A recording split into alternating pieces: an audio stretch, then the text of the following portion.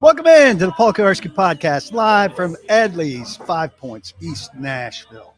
The best place to eat barbecue around 8 locations in Middle Tennessee.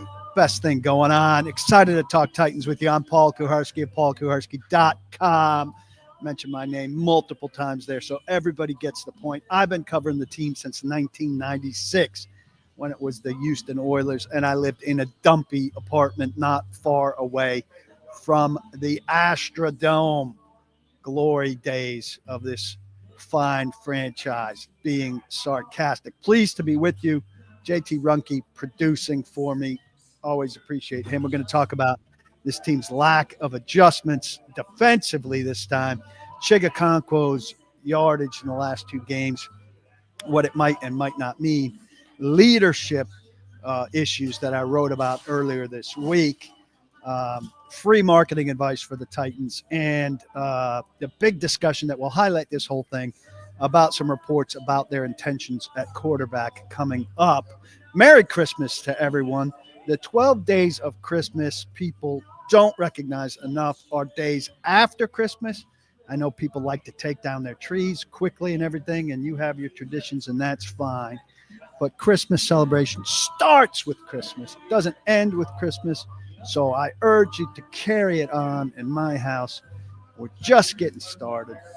Had a lovely day. My mom in town. I never thought that I would have another Christmas with either of my parents. I'm really grateful she's in from New Jersey. It was a great day yesterday with my mom, my son, and my wife. And I hope all of you had equally good days and have equally good 12 days of Christmas. Very odd feeling for the Titans to be going to Jacksonville for a game that not only has no bearing on anything, in terms of, it's for last place in the AFC South, and it's for better draft position. And yes, in a lot of ways, it's better for the Titans to lose, to get swept by the Jaguars. Jeffrey Simmons talked this week about not wanting to finish last in the division. And to have a chance to do that, and honestly, it's not inconceivable that they could beat the Jaguars, who they only scored 6 points against in the first matchup, and they could beat the Texans, who they've beaten once and who will have nothing to play for in that final game with their position in the playoffs locked up as the 4 seed and the AFC South division winner. I know it's hard to imagine them winning 2 games in a row. Again, I have trouble imagining it as well, but that would be 3 division wins. And 3 division wins is something to Jeffrey Simmons and to these guys on this team. So tough to get on a plane to go to Jacksonville during the 12 days of Christmas. Not the greatest town. Expensive flights at this time of year, I will share. EDLEY'S BBQ. Greatest place to eat barbecue, and when you're ready to get out of the house and finish eating leftovers. 5 Points here in East Nashville, 1004 Woodland Street, right in the heart of what's going on in East Nashville. Sylvan Park, Donaldson, Franklin, and Berry Farms, which is my home base. Franklin and the Factory, Gallatin, 12 South, Nolansville. Get the fried ribs if they have them. Their regular ribs are great too. Best brisket in town. Just great. Will Newman, I was able to exchange texts with yesterday, wishing him a Merry Christmas. He owns and runs the whole operation. It is a phenomenal chain of restaurants. I can't urge you enough to come here or to one of the sister restaurants and eat. Retweet this. Tell people we're out there, especially if you're hanging out. If you're in the office, you should be wasting time, and hopefully you're not back at the office. Let's talk about adjustments that the Titans failed to make against the gap run scheme by the Colts, who ran for 334 against the Titans' second worst day in franchise history, dating back to 1961. The history that everybody cares about is what they've done as the Titans since 1999. This was the worst run day since this team became the Titans, started wearing two-tone blue, had the thumbtack, all of that stuff. Just pitiful. Here's what Arden Key told me when I spoke with him in the locker room in Indianapolis about what the Titans did and did not do against the run. We didn't adjust. That's the roll up. We just couldn't adjust. Yeah. You know what to do to adjust? With you getting told what to do to adjust and not doing it, or you're not capable of doing it, or? Oh no, we just didn't adjust. We just didn't adjust as a defense today. Why not? I don't know. I don't know. I don't know why not. That's a coach's question. I don't know why not. So I took this question, obviously, to the coaches. Quick pause. Titans have signed kicker Matthew Wright. So Nick Folk is not for sure healthy. They just did not like what they saw from Narveson. Matthew Wright is on the practice squad. Kellen Deach, the tackle, is waived from the practice squad. So that's one. And David Long failed his physical, so he will not be joining the 53-man roster. That's a coach's question, Arden Key said about the running. And so I took that question, obviously, to the coach, Brian Callahan. And here's what Brian Callahan said about how the Titans did or didn't adjust to the Colts running up and down the field on them. I thought they, we tried a bunch of different things. We were playing some man coverage against some of that RPO stuff, which you have to do against quarterback run game. We pressured it quite a bit. We played some middle field open. We sort of rolled through a bunch of different things to try to slow some of it down, and some of it worked pretty good. And again, it's the explosive runs that got out that made it look way worse. But yeah, I thought Denard did a good job trying to mix it up and change the look. So again, I can't speak to that necessarily if that's what they felt like. My door's open if they want to come express those things.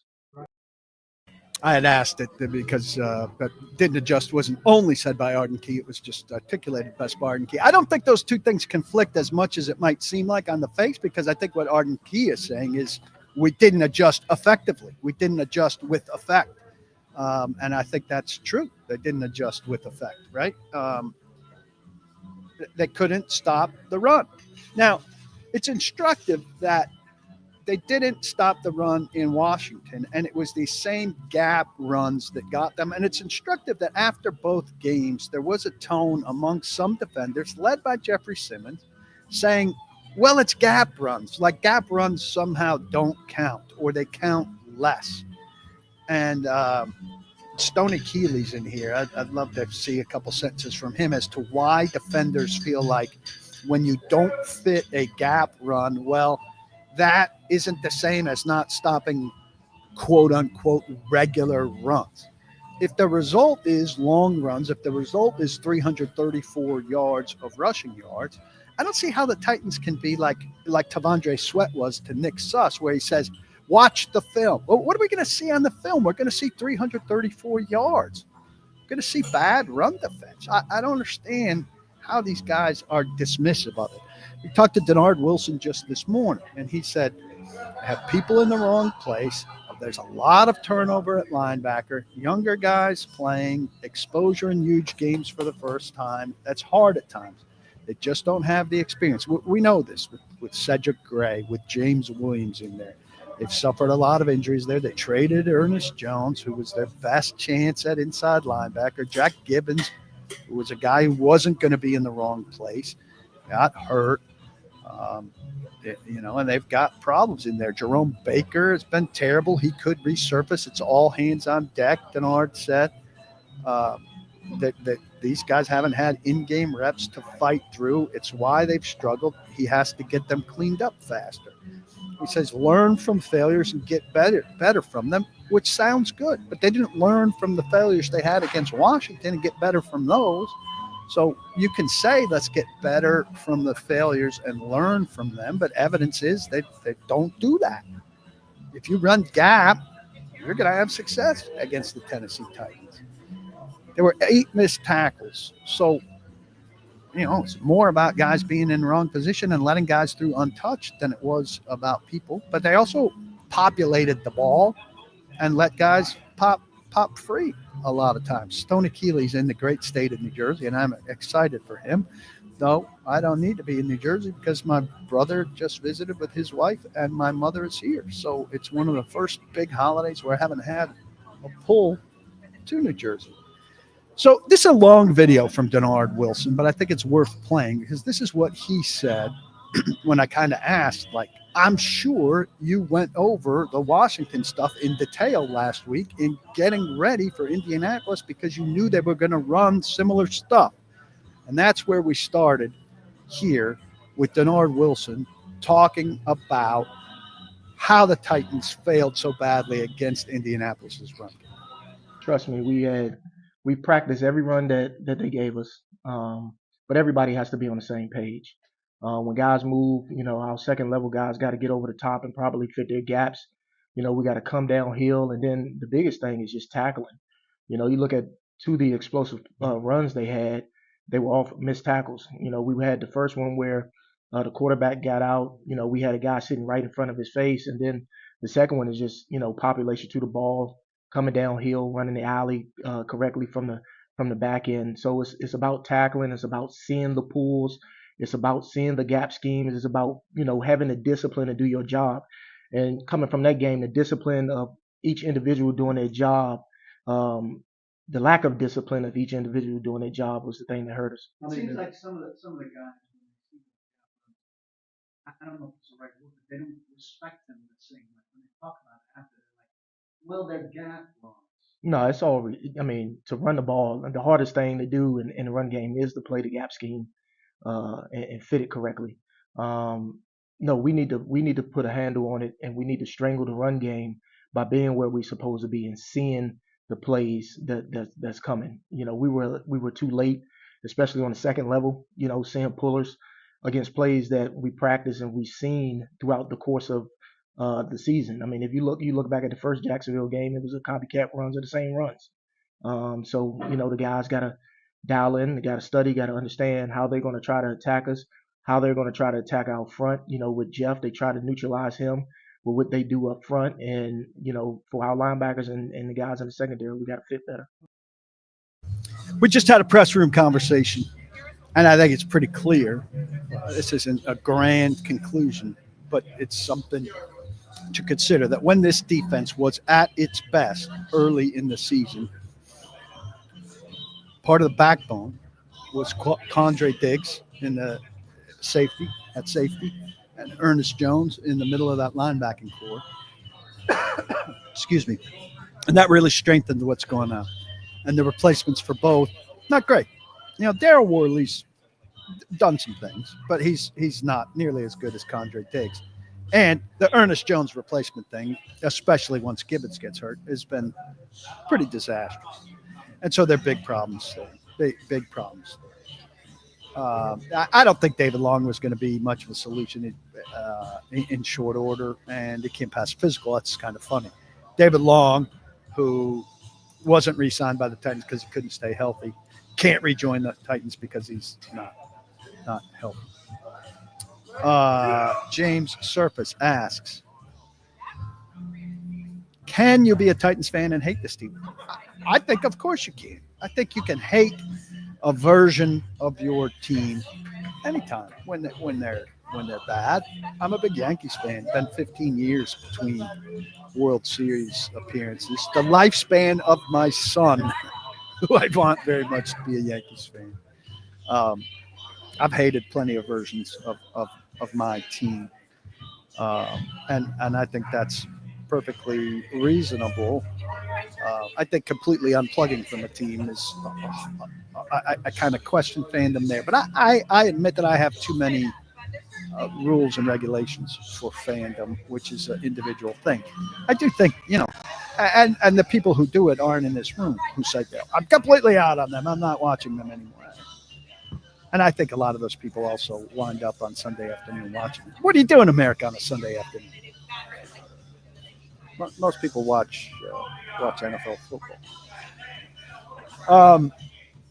Focus, I got to get to, Focus says, I hate that I love this team. That's right in there. Focus has a thought on quarterback next year. Well, he says, number one overall, trade back. They're not going to get number one overall. I don't know how they catch the Giants. Trade back.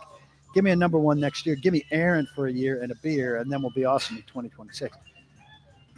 I don't think if you talk to Jets fans this year that I've had a beer and enjoyed the foibles of being an Aaron Rodgers football team. And I think you can get a lot of fill-in quarterbacks, but I don't think Aaron Rodgers is the one. The guy is too controlling in terms of what he demands. And, I mean, if you want to see Rand and Chad and Callahan or whoever's in those positions with this team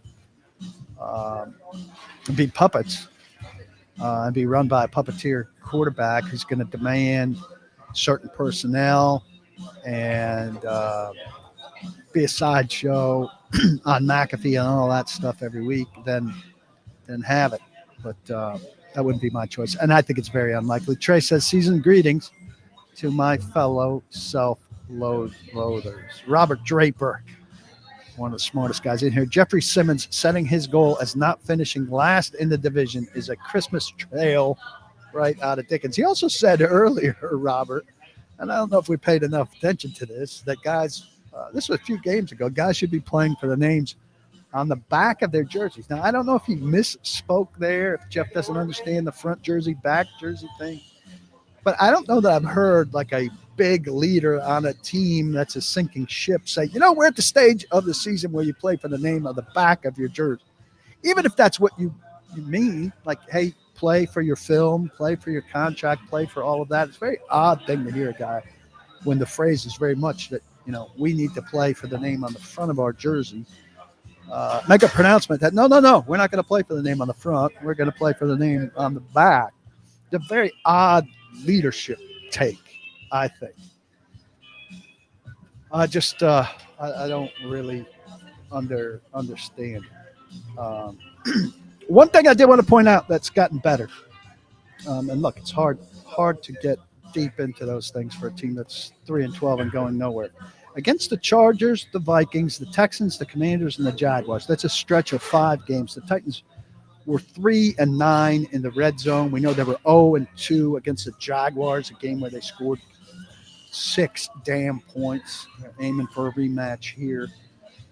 In the Texans, they had 2 deep touchdowns, so you make the red zone irrelevant at some time. So it's not an absolutely telling stat, but 3 for 9 in the red zone, 33% touchdowns, not good enough, and crucial possessions where they did not score there, which was terrible. Against the Bengals and the Colts in the last 2 weeks, 7 for 7. That is an excellent improvement. And they've scored points, obviously. When you're scoring touchdowns, you're scoring points. One area where things have changed and gotten better, Callahan has made play calling adjustments. They've run the ball more effectively down there. The execution's been better. And guess what else has been different down there? Mason Rudolph has been the quarterback for a game and a half, roughly, down there. He's been much better. Here's Nick Holtz, offensive coordinator, on Rudolph factoring into that and why the red zone has been so much better in the last 2 games. I mean, Mason has a part of it, right? He did those, especially that last one there to Nick where he kind of extended the play and found him over the ball. So he's done a really nice job down there. But the other part is we've been running the ball better and we haven't gotten penalties. You watched the time when we played these guys last time, Tony ran that one in. We got the hold, set us back. So really stop shooting ourselves in the foot has really been for the whole unit has really helped. How much is that? What's changed in terms of scoring? The success. Oh, yeah. I mean, success, that's been everything for us, really getting down there. We were getting down there before and kicking all those field goals, and it was just kind of like you leave with an empty feeling when you get down there. And then going back and watching the game, these guys last time, we went up and down, not up and down the field, but get down there twice and come back with nothing. Really just goes to show how big those drives are and how important all those plays are. They've been persistent down there, and it gives me a chance to squeeze in this short story about family life. I'm not a coffee drinker, but as I had family and there's a lot of coffee and tea going on, and my mom has coffee every day. My wife drinks coffee, but I'm not involved in making it most of the time. I'm more involved in making it, and I'm more involved that there's more mugs being washed, more mugs being put away, and I, of course, broke a mug. It broke into big pieces on the countertop, and, of course, this mug shattered in a perfect way that the writing on the mug was in a piece that was not fractured. And this mug, of course, was my wife's mug that said, "Nevertheless, she persisted." So my wife's persisting, nevertheless, that I broke her mug.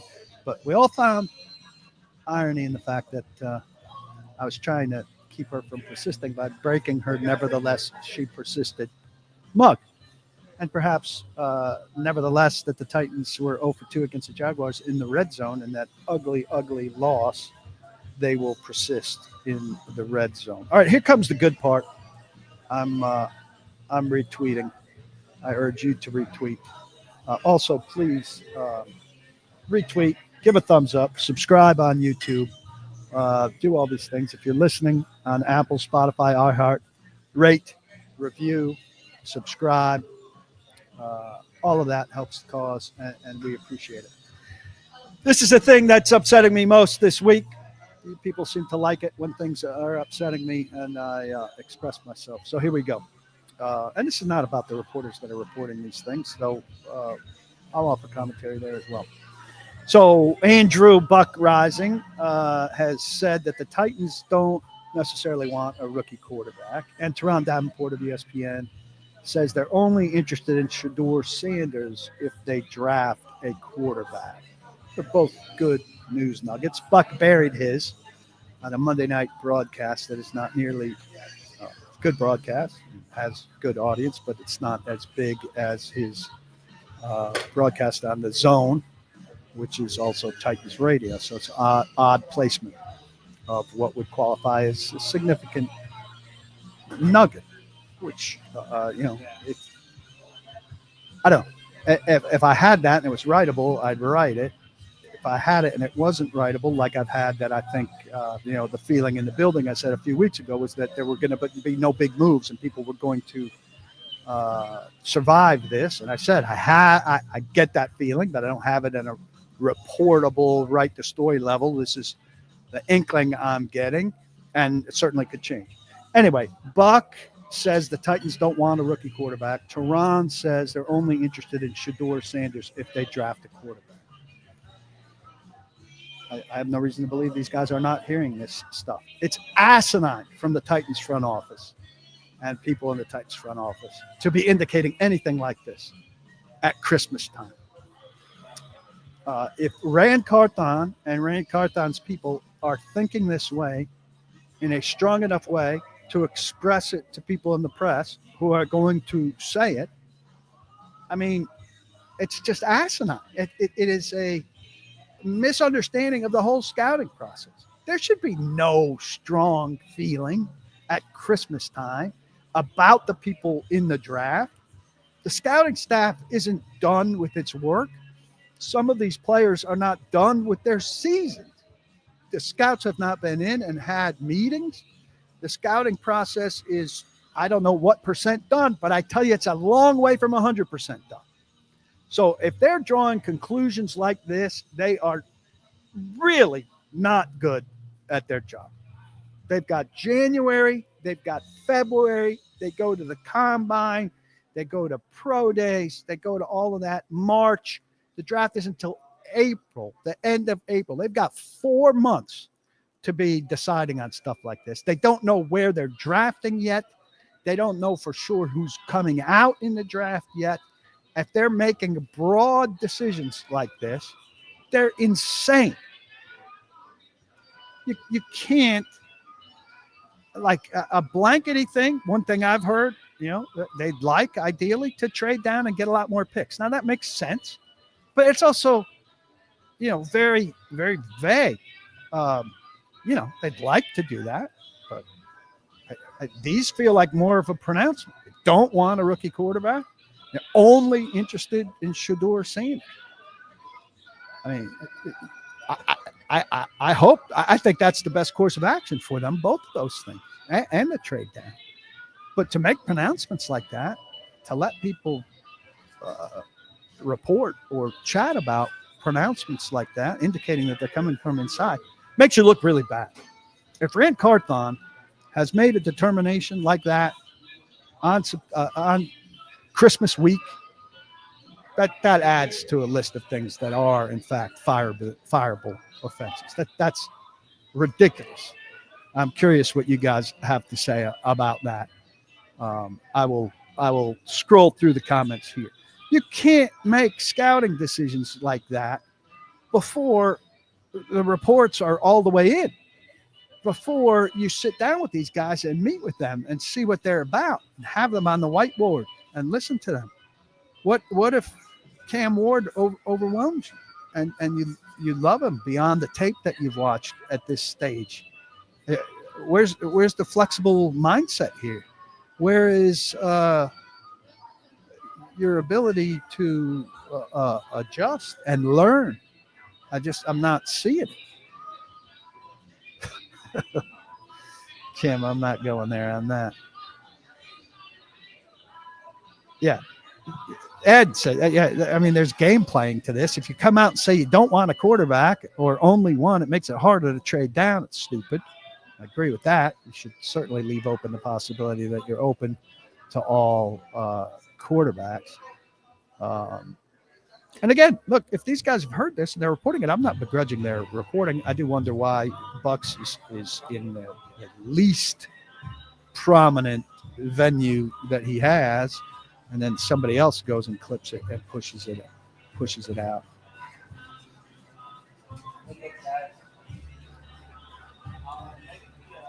Robert's asking, any chance a Hopkins trade moves to a 4th to 3rd round value? No, he will not meet that threshold of snaps. I think it was 60%. He's playing a lot less than that.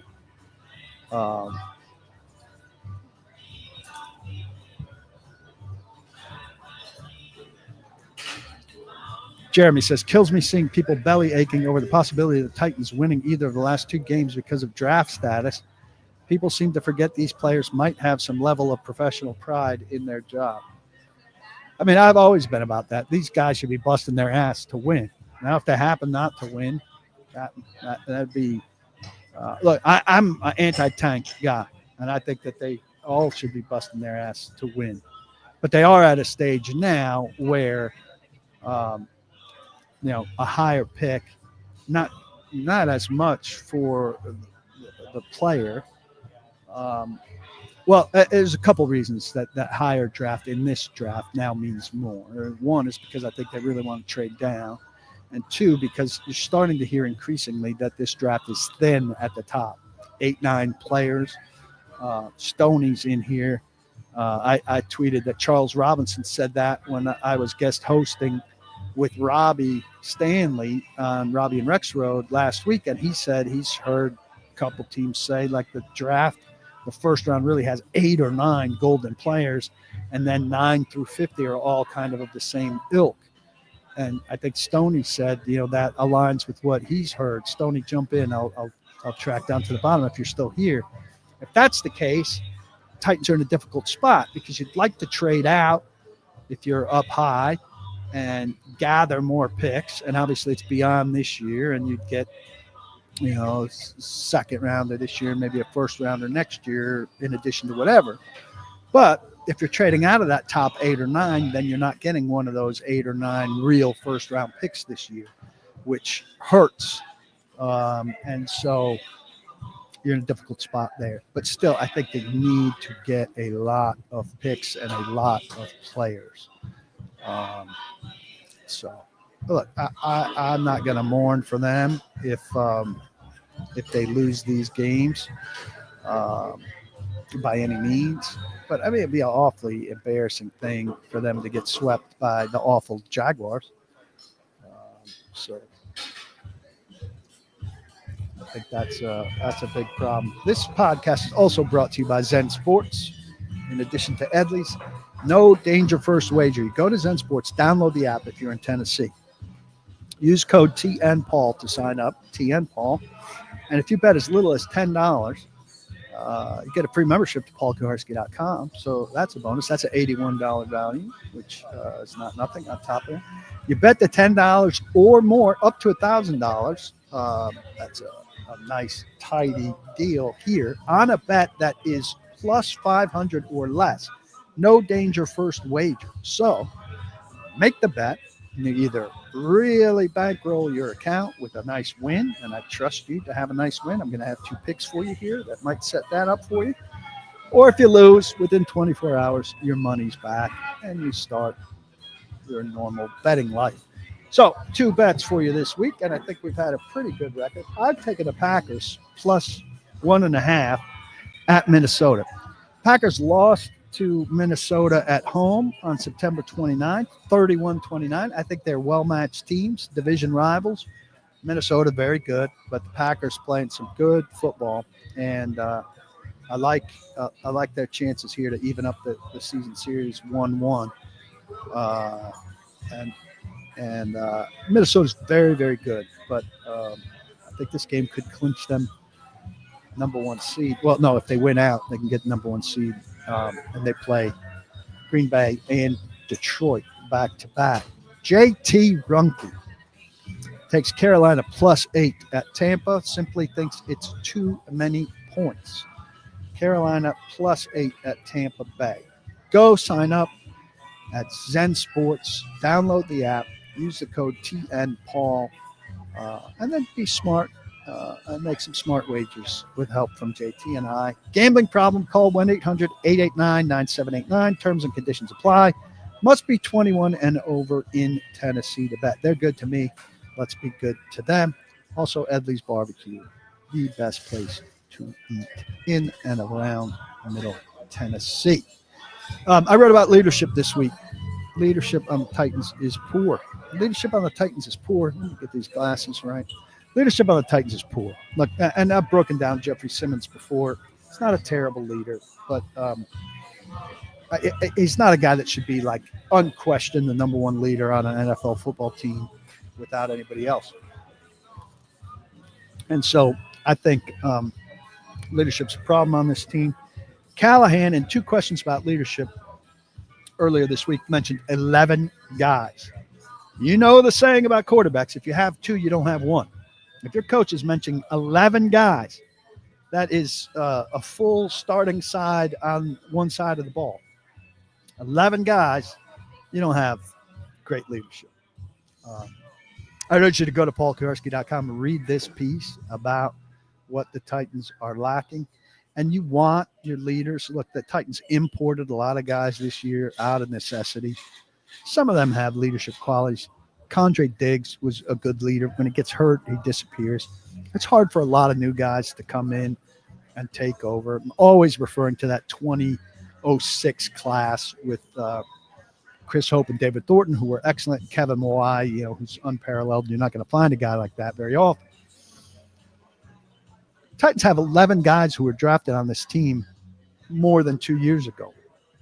Roger McCreary, Nicholas Petit-Frere, Chig Okonkwo, Dylan Radins, Jeffrey Simmons, Amani Hooker. Those 2 are pretty big leaders. Harold Landry, Traylon Burks, Chance Campbell. Not a long list of leadership guys in there. Some who are, it's nothing against Roger McCreary, who's a good football player. Nothing against Harold Landry, who's been a good football player. He's starting to fade now. He's been around the longest. Just doesn't have a massive leadership personality, right? Others are, Chance Campbell's never been healthy. Traylon Burks is a bust. Dylan Radins is not a leadership type. Chig, not a big enough role. NPF's, bust. But I also think you need someone so good that's like not afraid of management. And once in a while could say, you know what, this is bullshit. What we're doing here is bullshit. The way this team reacted to this is bullshit. Not a guy that's going to fracture the locker room, but a guy that can be brutally honest.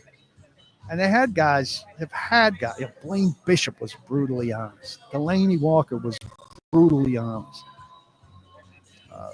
Neil O'Donnell, I think, was brutally honest. You need a quarterback to lead, and they certainly don't have that.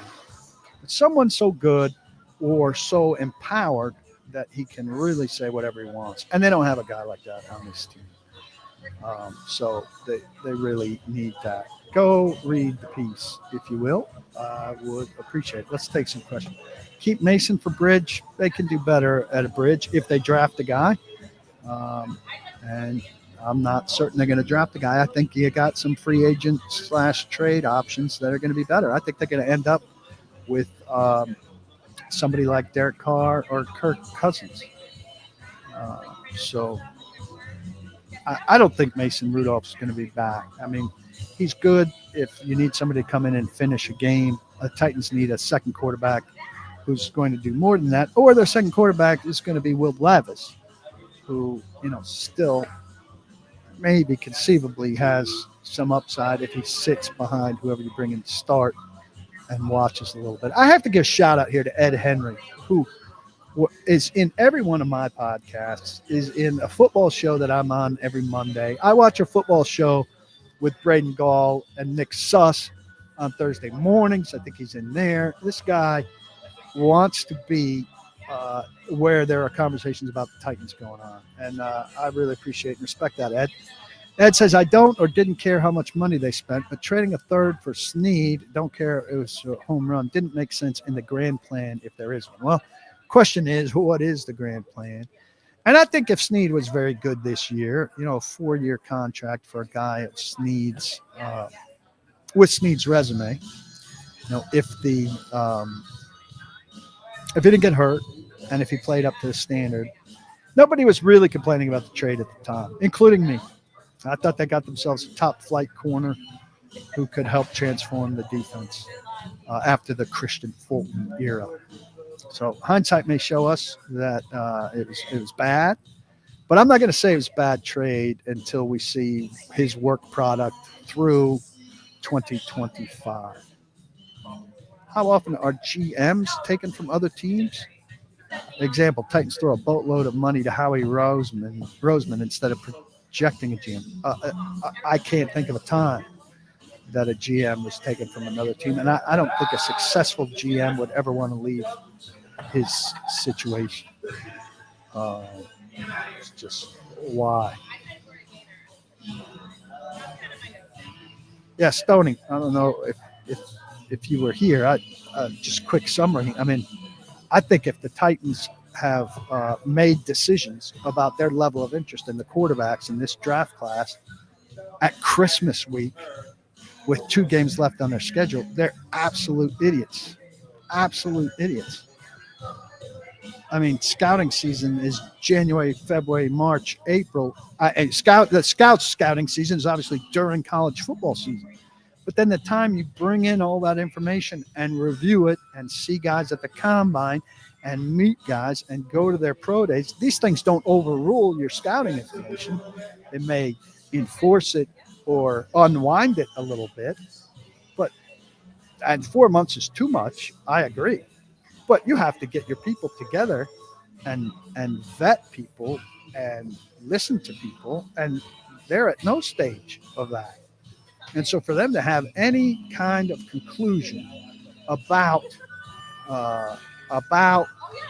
anything draft related is ridiculous. And if Rand's doing that's obscene. I think it's ridiculous. And I hope your sandwich is a good one. That's fine. That aligns with tape study so far. Not a lot of guys with first round tape out there. But to say that you've made a decision on how you're going to approach the quarterback thing, I mean, you got to be open to every single quarterback option that's out there and gather every person in your building and get those opinions and do all this collaboration. Brian Callahan has had no time. This is another point. Brian Callahan's had no time to look at quarterbacks coming out of college or to look at his pro options and to look at their film this year. He's been all about games.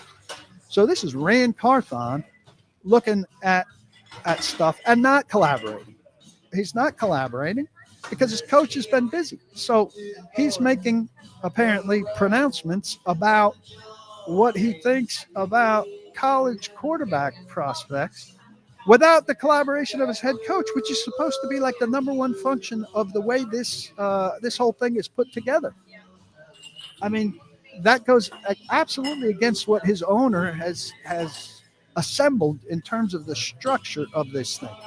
If Rand Carthon thinks that Shedeur Sanders is the only quarterback worth being interested in the draft, as Teron Davenport says, or if the Titans are not interested in rookie quarterback, as Buck Rising says, these decisions are coming from the scouting side, which is Rand Carthon's side, and there's no collaboration there with Brian Callahan, who's busy coaching a football team. So it's absolutely counter to the collaboration. Counter to the collaboration thing counter to the schedule of fully evaluating prospects that needs to be done with collaboration with everybody. It's absolutely ridiculous to have drawn any conclusions Christmas week of 2024 about a pick you may or may not make in April of 2025. Does it have to be Rand? Focus says, couldn't Davenport be talking to a scout? Well, the scout would be reflecting what the organizational attitude is. And the organizational attitude comes from Rand, who's got personnel control. The scout can't say, we're not interested in any quarterbacks outside of Shedeur Sanders. The scout wouldn't be able to make a pronouncement like that. The scout wouldn't be able to tell Buck, we're not interested in any quarterbacks without it coming from Rand. Aaron Rodgers, please. Why would you want Aaron Rodgers? Have you watched Aaron Rodgers play this year? Do you know about Aaron Rodgers and the way he likes to control things? See you, Stoney.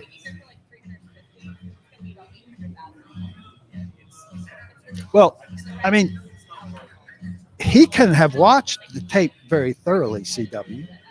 I mean, Rand during all of this time can be scouting, but I don't think his people who have been on the road with his people have reached, complete conclusions. Brinker has probably seen some, but not all of these people and reached, complete conclusions. Thoughts on Josh Wiley, Robert Draper asks. Lots of slobbering over the guy last year, and now he's Nick Vanette's understudy. I just don't think they like these tight ends. And I think tight end is in the secondary group of needs for them. Safety, which is not a secondary need, but of secondary value, right? You don't draft him high or spend a ton of money on him. But I think Chig is good too. But I think a well-rounded tight end is something near the top. And I just, for whatever reason, I don't think Wiley's won over this team in a big way. Josh has a hard time believing that Dion and Shedeur even want to come here, which may be the case. How much people can force that is, remains to be seen. It's happened in the past. It hasn't happened since Eli Manning, which is, Eli Manning's now eligible for the Hall of Fame. So he had a long career and 5 years out of the league. So talking 20 years. He might have played 17, so it could be 22 years. Can you force your way? If they draft him, what's he going to do? Not play?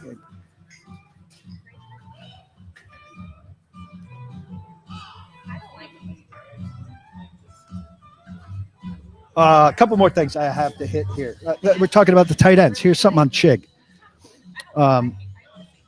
He's had a very good couple weeks. Catches are catches and yards are yards. So 17 catches for 140 yards with Mason Rudolph mostly in the last two games. Do I think that's changing what they think of Chig? I don't. Here's Mason Rudolph on throwing to Chig. Look, listen to how he minimizes the relevance of Chig in this quote. Yeah, I think, as the last 2 weeks, right, we're down considerably, by a couple scores at least, and going back to Cincinnati and then last week, and so you're getting a lot of shell coverage. You're getting a lot of too high where they're, taking away Ridley and Nick, and so there's, those interior guys, Tyler Boyd, Mason Kinsey made a few nice catches, and the tight ends and Chig. That's kind of all that's all that's there to be taken, and then you pick and choose and try to get a shot when you can. That's all that's there to be taken. So, I mean, they're giving us gifts, and we'll take gifts, and Chig is gifts. So out of standard game plan in an even game, how much is Chig a factor? Not that much. When he's all that's there and that's what's to be taken, they'll take it. I don't think it does much to add to Chig's value. Chig's capable. I don't think they want to feature him much. I don't think they like him that much. Let's go to free marketing advice.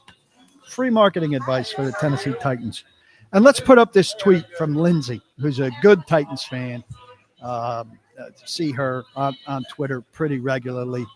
And here's her tweet. The Titans sent out their 2024 season ticket members gift And inside was a bobblehead of a player who retired in 2022 in a box labeled 2023 gift, a Delaney Walker bobblehead. Now, it's not uncommon. Let's leave it up for a minute. It's not uncommon for the Titans to send out bobbleheads of former stars. I think they ran out of current stars. I mean, it does tell you a little bit about their current roster. And the 2023 season ticket member gift is actually accurate.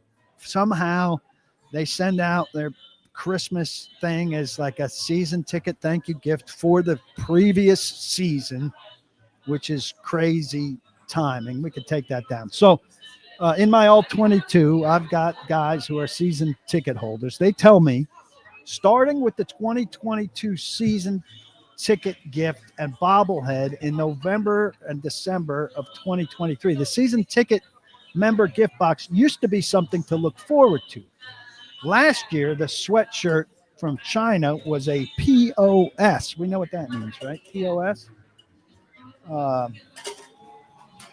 So look, it's a cheap gift, right? And you got to choose it. I think the bobblehead came with a chain with the Titans logo on it too. I think that's the kind of chain you would give your like kid that would run around the yard. You know, if you hit a home run in wiffle ball, you'd give it to the most recent home run hitter, or it'd be like a touchdown chain that they use in college or whatever. I don't think any adult would be wearing it anywhere. Here's what one of my guys said, and I think this is dead on. He said, reception to that gift would be so different if it read something like, Merry Christmas, Happy Holidays. We appreciate you being part of the Titans family. Enjoy this bobblehead of Titans legend Delaney Walker. Wishing you all the best in the new year. That would come off very differently than, thanks for being a season ticket holder. Here's a bobblehead of a guy who left 2 years ago, and thanks for having tickets last year. I think the Titans marketing and messaging, you know, a billion times better than it used to be, than it was 8 or 10 years ago. They've got way more people involved in it. They put way more effort into it. But, you know, you're leaving opportunity there for Lindsay to tweet that out. That's how she feels. She feels like she got a cheap, old gift that was a leftover. And it looks cheap, and it is cheap. And so you're having a shit season, and on top of the shit season, she's getting the bobblehead of a guy that's been retired for a long time, and it's not framed as being a, you know, here's one of our greats and thanks. It's framed kind of as like a, you know, it lets her think like, hey, this was left in our warehouse. We're clearing some stuff out. They could do a lot better than that, and they should do a lot better than that. Also, these guys get Christmas cards signed by the ticket staff.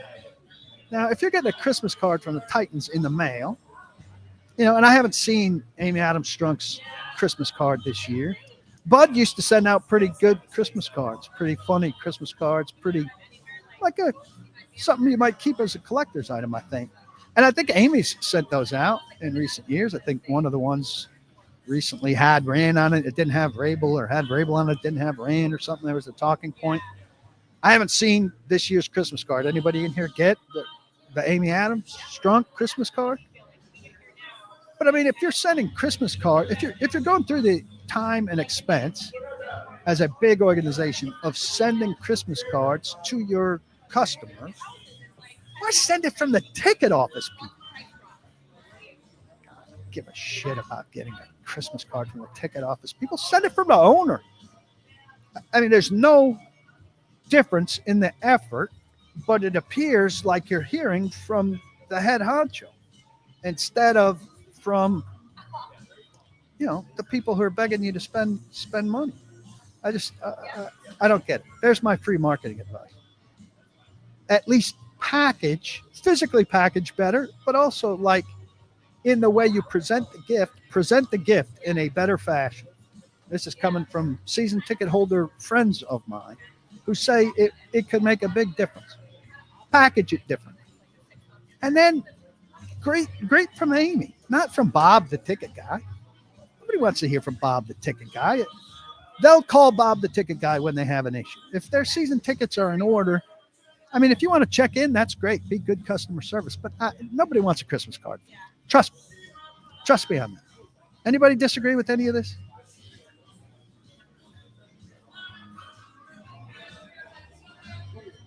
Michael says they should have mentioned it was left over and they wanted to give it to faithful season ticket members. CW says, I guess Amy getting cheap without having to pay Vrabel, not even being a head coach, and Callahan. Well, Vrabel's not off the payroll yet.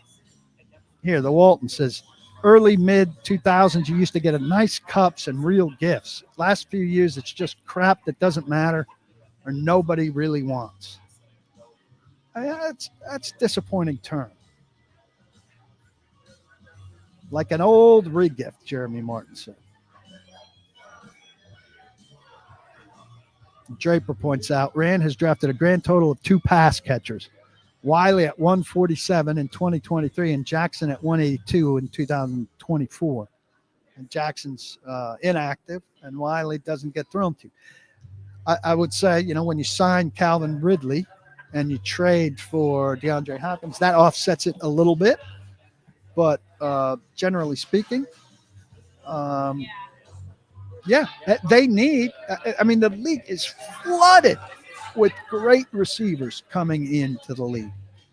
In college, they are everywhere, and the Titans have to get involved in that, and they will get into that. Alvin asks, was trading Elijah Molden a bad trade since we don't have any safeties now? I mean, they felt pretty good about what they had. I think they probably counted Jamal Adams in that a little bit, though he was going to be more like a nickel linebacker. But they just didn't like him. Vrabel's staff was out on Molden too at the end, so I think his speed was in question. But it's easy to second guess. He wasn't going to be, next year's starter at safety, so it wasn't a long-term solution. It'd be nice to have that depth now, of course. Spot Jenkins says that Titans were celebrating Festivus with the season ticket holder gift.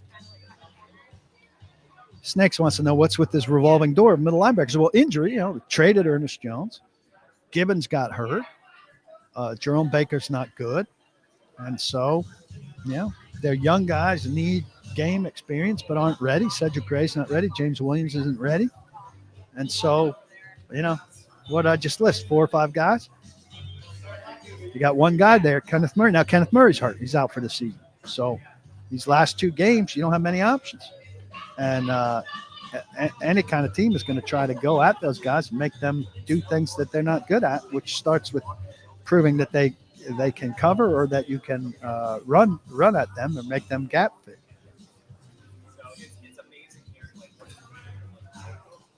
Yeah, so Robert's asking about these reports about the view of the quarterback class from the front office. I spent a good share of this podcast on it, Robert. So anybody at this stage that wants to hear it, I'd urge you to go back. We had 2 rounds of it. But to break it down, and I'll finish on this. If the Tennessee Titans have made any sort of decisions about this quarterback class and about what they're going to do quarterback-wise moving forward, that is really a disqualifying element to this whole thing. It is Christmas week with 2 games left. They're supposed to be a collaborative organization, and while the scouting side can be somewhat far along in this process, the coaching staff can't be involved in it to this point at all. They're busy trying to hold this team together with twine and produce a win. Brian Callahan has not looked for 1 minute at any rookie quarterback to chime in and say, I don't think we should go that route. Or I think Shedeur Sanders fits us, but nobody else. And so for any kind of pronouncement to be coming out about the Titans' feeling about the rookie class is foolish, considering that January and February are time for the whole staff to get together and review, considering that you meet those guys and have individual time to talk with them and learn about them. It's too early to form opinions. And also, at this stage, the coach is not involved at all. The coach who would be developing the quarterback is not involved at all.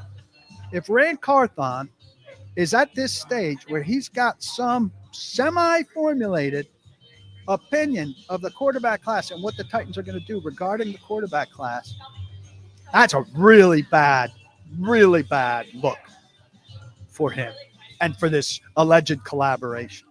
I don't know what the F is going on with something like that, but it's not good. It's not good at all. Doesn't bode well for this team if that's what's happening. There's a kind of timeline for all of this stuff for a reason. This guy's so good, he's that far ahead of the timeline that he knows already. Yeah, that's what we know about him. Personnel evaluations, he's months ahead of the curve. Give me a break. All right, everybody. You got to eat at EDLEY'S BBQ. It is the spot. So once your leftovers are wearing thin on you or you've had too much, come get some fried ribs here. My guy Leon will take care of you if you come to 5 Points in East Nashville. If you're up for brisket, pulled pork, anything you want, this is the place to come. Absolutely fantastic. Locations all over the place. You can come to 5 Points here, Sylvan Park, Donaldson, Franklin in Berry Farms, Franklin at the factory, Gallatin, 12 South, Nolansville. Every one of them outstanding. Every one of them's got their own Leon. Will take perfectly good care of you, make you up a delicious margarita or whatever else you want to drink. Fantastic stuff. I can't urge you enough. Download the Zen Sports app. Go make a $10 bet there using the code TNPaul. Get a free membership to paulkuharsky.com. Bet up to $1,000 with a no danger first wager, and you win a bet up to plus 500. You stock up your account. If you miss, you get your money back. Easy as can be. TN Paul. Thanks to TJ Runke for his excellent production work. Join paulkuharsky.com. Get all the best insight about what's going on with this team, how they're planning to fix it, and if it's going to work. Me, Mike Herndon, Blake Bedingfield on top of that. It's terrific stuff. I appreciate so many of you coming in. The 12 days of Christmas started on Christmas, so you've got a long way to go to keep celebrating. Join me in that. I will talk to you from the press box in lovely Jacksonville, Florida on Sunday after the game. I look forward to seeing you there. Merry Christmas, everybody. Great talking with you. Cheers.